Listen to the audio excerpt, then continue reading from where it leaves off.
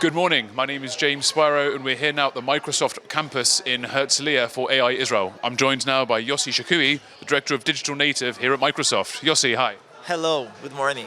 Thank you for taking the time. Thank you. I'd like to start off, please, by asking what exactly you do at Microsoft, and how does the role of digital native, what does that mean exactly?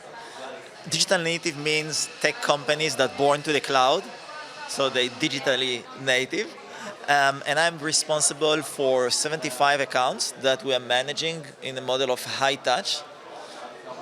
Wow, that sounds super interesting, and that sounds like a massive amount of work and responsibility. We're here at AI Israel 2024 at Microsoft. What is it about the conference today? Why are we here? What are people talking about?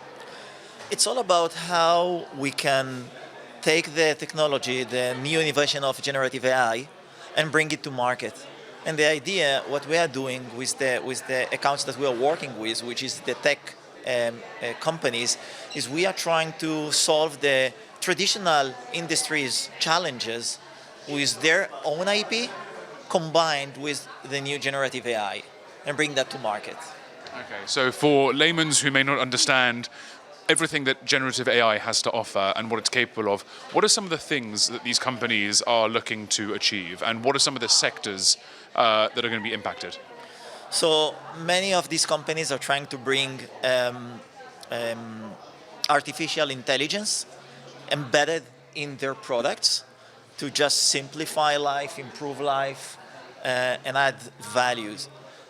Generative AI bring that in a, I would say, very simple and packaged way. These tech companies, they are doing their own artificial intelligence over the last few years.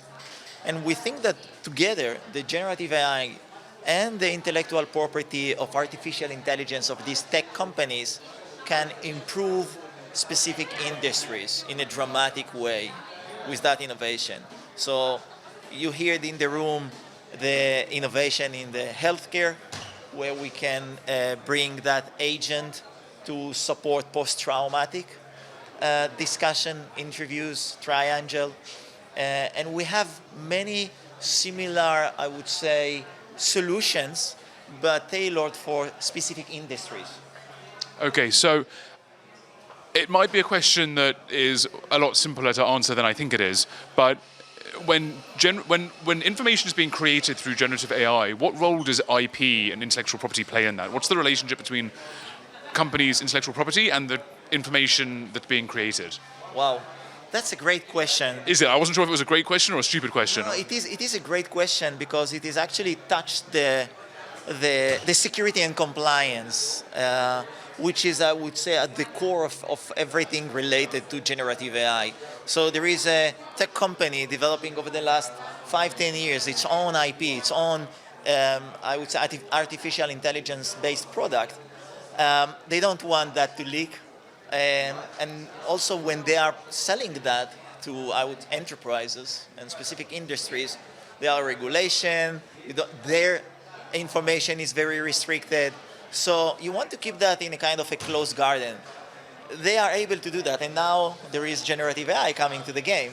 So you have to be able to secure the end customer information. I would say the enterprise could be a healthcare organization, a public safety organization, an FSI, then the intellectual property of the provider, the tech company, the startup, the digital native, and combined with generative AI. I think what we are able to promise is that safer environment.